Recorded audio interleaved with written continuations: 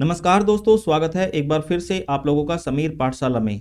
आज के इस लेक्चर में हम लोग डिस्कस करने वाले हैं एक Nobel prize winner William Golding की बायोग्राफी को। इस वीडियो में मैं आप लोगों को हर एक पॉइंट कवर कराने की कोशिश करूंगा, जितने भी पॉइंट आप लोगों से एग्जाम में पूछे जा सकते हैं।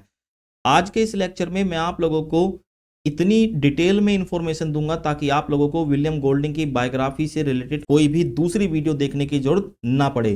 तो शुरू करते हैं इनकी बेसिक इंफॉर्मेशन से कि विलियम गोल्डिंग का जन्म 19 सितंबर 1911 को न्यू की कॉर्नवेल इंग्लैंड नाम की जगह पर हुआ था। अगर इनके पेरेंट्स की बात करें तो इनके पेरेंट्स में से इनके पिता का नाम जो था वो एलेक गोल्डिंग था, जो कि एक ग्रामर स्कूल नाम स्कूल में वो टीचिंग करते थे और ये स्कूल मोलब्रो नाम की जगह पर उपस्थित था। और इनकी मदर की बात करें तो इनकी मदर का नाम मिलरेड गोल्डिंग था और ये एक कैंपेन चलाती थी। ये कैंपेन औरतों के लिए यानी कि वुमेन्स के लिए चलाती थी ताकि उन्हें वोटिंग राइट मिल सके। आप लोगों को पता होगा, अगर आपने हिस्ट्री ऑफ इंग्लिश लिटरेचर को पढ़ा है तो उसमें आप लोगों को जो इंग्लैंड के ओरिजिनल इनहेबिटेंट्स थे या मूल निवासी कह सकते हैं, वो केल्ट्स और ब्राइथोन्स थे। अब ये इनकी मदर जो हैं ये केल्ट्स में से बिलोंग करने वाली हैं और इनका बेटा इनको सुपरस्टिशियस केल्ट कहता है। और ऐसा कहने के पीछे उसकी वजह है कि जो मिलरेड गोल्डिंग है ये अपने बच्चों को चाइल्डहुड की जो इन्होंने खुद ने घोस्ट की भूतों की कहानी सुनी थी वो अपने बेटों बच्चों को यही सुनाती हैं। ठीक है, ऑक्यूपेशन की बात करते हैं तो विलियम गोल्डिंग 20th सेंचुरी से बिलोंग करने वाले एक नोबलिस्ट, प्लेराइट, स्कूल टीचर और पोएट थे। इसके अलावा इनकी शादी की बात कर लेते हैं। इनकी स्पाउस का नाम एन ब्रूकफील्ड था। एन ब्रूकफील्ड के साथ इन्होंने 1939 में शादी की थी। इसी साल में वर्ल्ड वॉर सेकंड भी स्टार्ट हुआ था। अब एक चीज मैं आप लोगों को इनकी शादी के बारे में बता देता हूं कि ये लड़की जो है एन ब्रूकफील्ड, इनके पिता की मर्जी से इनसे शादी नहीं हुई थी। इनके पिताजी ने तो एक दूसरी लड़की को चूज किया था। वो चीजें मैं आप लोगों को डिटेल में आगे बताऊंगा। अगर हम इनके कुछ नोटेबल अवार्ड्स की बात करें तो 1980 में विलियम गोल्डिंग को बुकर प्राइज, 1983 में नोबेल प्राइज और 1988 में नाइटहुड अवार्ड मिला था। ये चीजें पूरी डिटेल में मैं आप लोगों को बताऊंगा। आइए डिस्कस करते हैं इनकी डिटेल्ड बायोग्राफी को। देखिए, विलियम गोल्डिंग के कंप्लीट नेम की बात करें तो इनका complete name sir William Gerald Golding था। इनकी एजुकेशन की बात करते हैं कि इनकी स्टार्टिंग एजुकेशन कहाँ से हुई थी, तो विलियम गोल्डिंग अपने ब्रदर जोसेफ के साथ ग्रामर स्कूल में जाते थे। ये वही ग्रामर स्कूल है जहां पर विलियम गोल्डिंग के फादर पढ़ाते थे। अब इनके फादर बेशक इस स्कूल के अंदर पढ़ाते थे, लेकिन फिर भी इन दोनों बच्चों को वहां पर बुली किया जाता था और इनके साथ कोई भी दोस्ती नहीं करता था। जैसे तैसे विलियम गोल्डिंग ने अपनी एजुकेशन वहां से कंप्लीट की और उसके बाद ये कॉलेज में चले गए।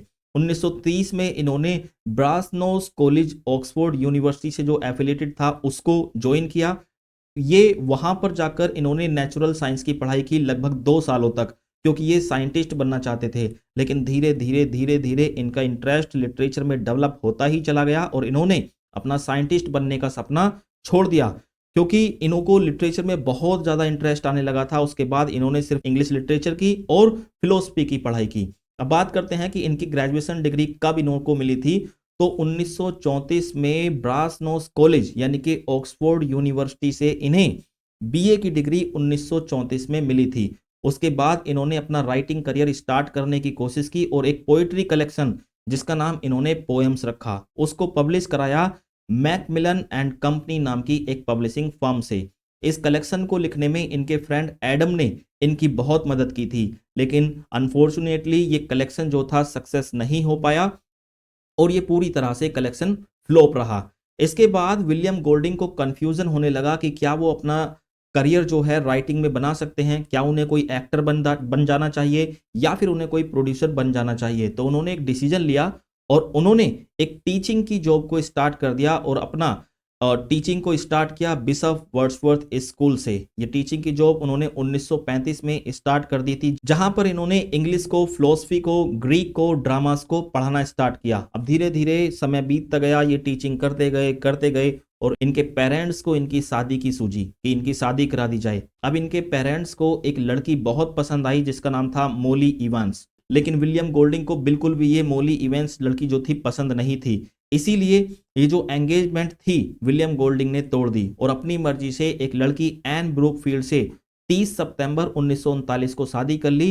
इस शादी से इन्हें 2 बच्चे हुए, एक का नाम डेविड था और एक का नाम जूडिथ था। 1939 में ही वर्ल्ड वार शुरू हुआ और उस वर्ल्ड वार के बाद इन्होंने 18 दिसंबर 1940 को आर्मी ज्वाइन कर ली, क्योंकि ये वर्ल्ड वार 2 में पार्टिसिपेट करके अपने देश को सर्व करना चाहते थे, अपने देश की सेवा करना चाहते थे। और इन्होंने अपने देश की सेवा के लिए आर्मी लगभग 5 सालों तक ज्वाइन करी रखी थी। और वर्ल्ड वार 2 जब 1945 में खत्म हुआ तो इन्होंने भी नेवी को छोड़ दिया और एक बार फिर से ये अपनी टीचिंग जॉब में वापस आ गए और इन्होंने बिशप वर्ड्सवर्थ स्कूल को फिर से ज्वाइन कर लिया।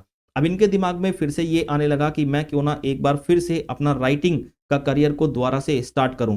तो इन्होंने ऐसा ही किया। इन्होंने स्टार्टिंग में एक नोवेल को लिखा जिसका नाम था स्ट्रेंजर्स फ्रॉम विद इन।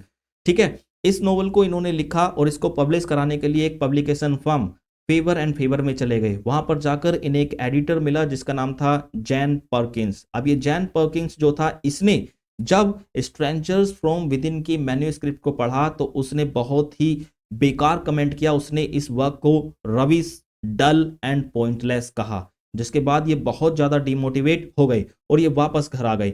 लेकिन कुछ समय बाद जो ये favour and favour publishing firm है, इसका जो एडिटर है वो बदल गया। इसका नया एडिटर आया था चार्ल्स मोंटी। अब चार्ल्स मोंटी के पास विलियम गोल्डिंग गए और विलियम गोल्डिंग ने उससे पूछा कि मैं इसको पब्लिश कराना चाहता हूं अपने नोवेल को। लेकिन जैसे ही चार्ल्स मोंटी ने इस मैन्युस्क्रिप्ट को पढ़ा तो उसने विलियम गोल्डिंग से कहा कि तुम इस वर्क के अंदर थोड़े से चेंजेस करके लाओ। तो विलियम गोल्डिंग ने जो रिक्वायर्ड चेंजेस थे वो सारे के सारे किए और जो इनका पहला नोवेल था जिसको इन्होंने स्ट्रेंजर्स फ्रॉम विद इन नाम दिया था, उसको चेंजेस करने के बाद नाम बदलकर लॉर्ड ऑफ फ्लाइज कर दिया गया और 1954 में इसे पब्लिश करा दिया गया। पहला डेब्यू नोवेल जो है विलियम गोल्डिंग का वो लॉर्ड ऑफ फ्लाइज है और ये इनका मास्टरपीस भी कहा जाता है। 1955 में इनका एक और वर्क आया जिसका नाम है द इनहेरिटर्स। ये भी इनका बहुत अच्छा वर्क था। ये प्री हिस्टोरिक फिक्शन है इनके द्वारा लिखा हुआ। और इसके बाद 1956 में पिचर मार्टिन नाम का एक नोवेल आया, इनके तीसरा नोवेल है। और पिचर मार्टिन का एक तरह से सीक्वल ही आया 1959 में। 1959 में जो पिचर मार्टिन का सीक्वल था वो फ्री फॉल के नाम से जाना गया। इसके बाद इन्हें ऐसा लगने लगा, विलियम गोल्डिंग ने ऐसा महसूस किया कि मैं अपने राइटिंग का मेरा करियर जो है वो इस्टेब्लिश होता जा रहा है, मैं अपना जीवन इसी करियर से चला सकता हूं। इसलिए इन्होंने अपनी टीचिंग की जो थी बिशप वर्ड्सवर्थ स्कूल से उसको छोड़ दिया, उससे रिजाइन कर दिया। अब बढ़ते हैं आगे और समझते हैं इनके कुछ और इंपोर्टेंट वर्क्स के बारे में। 1964 में इनका द स्पायर नाम का वर्क आया, 1967 में द पिरामिड और एक बहुत ही इंपॉर्टेंट वर्क जिसका नाम था डार्कनेस विजिबल, जो कि 1979 में आया था। अब ये खास क्यों है, डार्कनेस विजिबल खास क्यों है? देखिए, पहली बात तो ये है खास होने की, इसकी वजह से इन्हें James Tait Black Memorial Prize भी मिला था। दूसरी खास बात यह है कि विलियम गोल्डिंग ने जॉन मिल्टन की पैराडाइज लोस्ट को पढ़ा था और पैराडाइज लोस्ट के अंदर एक लाइन आती है, no light but rather darkness visible. इस लाइन के अंदर ये जो शब्द है डार्कनेस विजिबल, इसी से विलियम गोल्डिंग ने अपने टाइटल को उठाकर एक नोवेल लिख दिया डार्कनेस विजिबल, जो कि 1979 में पब्लिश कराया गया था। इसके बाद विलियम गोल्डिंग ने एक सी ट्रायलॉजी भी लिखी। सी ट्रायलॉजी का सबसे पहला नोवेल जो था रिट्स ऑफ पैसेज था, दूसरा नोवेल उनका जो था क्लोज क्वार्टर्स था और तीसरा जो नोवेल था वो फायर डाउन बिलो था। ये 3 वर्क आए। 1980 में इस ट्रायलॉजी को उन्होंने स्टार्ट किया था और इस ट्रायलॉजी के पहले ही नोवेल की वजह से, जिसका नाम रिट्स ऑफ पैसेज है, उसकी वजह से 1980 में बुकर प्राइज मिला था विलियम गोल्डिंग को। और विलियम गोल्डिंग के ग्रेट कंट्रीब्यूशन की वजह से, लिटरेचर के अंदर बहुत बेहतरीन कंट्रीब्यूशन की वजह से उन्हें 1983 में नोबेल प्राइज भी दिया गया। उसके बाद 1988 में इन्हें नाइटहुड अवार्ड या फिर नाइटेड किया गया, मतलब इनके नाम के पहले सर लगा दिया गया। अब आगे बात करते हैं इनकी डेथ के बारे में कि इनकी डेथ जो हुई थी वो 19 जून 1993 में हुई थी, जब विलियम गोल्डिंग 81 साल के थे और इनकी डेथ का कारण जो था वो हार्ट फेलियर था। और जिस घर में ये उस समय पर रहते थे उसका नाम था तुलिमार हाउस। उस तुलिमार हाउस में अब इनके बच्चे डेविड एंड जूडिथ ये दोनों ही रहते हैं। इनकी डेथ के बाद, यानी कि विलियम गोल्डिंग की डेथ के बाद, इनका एक novel double tongue the double tongue को पब्लिश कराया गया इनकी डेथ के बाद। लेकिन फिर भी कुछ ऐसे वर्क रहे जैसे कि सी हॉर्स है, सर्कल अंडर द सी है, शॉर्ट मेजर है, ये सारे के सारे वर्क अनपब्लिश्ड रहे। विलियम गोल्डिंग के ये वर्क कभी पब्लिश ही नहीं हुए। इनकी डेथ के कुछ समय बाद जॉन कैरी नाम के एक बंदे थे, उन्होंने इनके लिए एक बायोग्राफी लिखी 2009 में, जिसका टाइटल उन्होंने, जॉन कैरी ने टाइटल जो दिया था, William Golding the man who wrote Lord of flies. ये बायोग्राफी इनकी 2009 में आई थी। तो आई होप ये इंफॉर्मेशन विलियम गोल्डिंग से रिलेटेड आपको समझ में आई है। मिलते हैं अगले लेक्चर में, तब तक के लिए जय हिंद।